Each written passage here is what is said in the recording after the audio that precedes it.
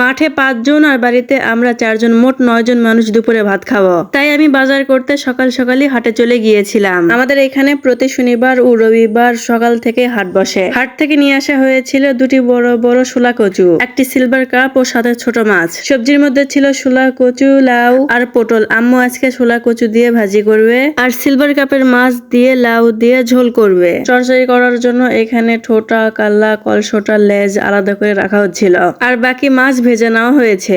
যেহেতু মানুষও বেশি তাই মাছের পরিমাণও বেশি। আম্মু ওইদিকে পেঁয়াজ মরিচ ভেজে মশলা কষিয়ে লাউ দিয়ে মাছ দিয়ে ঝোল রান্না করে নিচ্ছিল আর আমরা এদিকে অনেক কাজে ব্যস্ত ছিলাম। আমি কাজের ফাঁকে ফাঁকে হালকা করে ভিডিও করে রেখেছিলাম। যথাসময়ে খাবার নিতে আসবে, এখনো শোলা কচু কাটা বাকি আর ভাজি করাও বাকি, আবার ভাত রান্না করাও বাকি। এই যে আমার আম্মুর হাতের লাউ আর মাছের ঝোলের ফাইনাল লুক। একই দিনে বাজার হাট করে কাটাকাটি করে রান্না করতে একটু দেরি হয়ে যায়, তাই আমাদেরও দেরি হয়েছিল। তবে আমরা সবাই মিলে তাড়াতাড়ি কাজ করে যথাসময়ে খাবার দিতে পেরেছি। ভাইয়া এখন খাবার নিয়ে যাচ্ছে, তবে বেশি দেরি হয় নাই, 2টা পার হয়েছিল আর কি।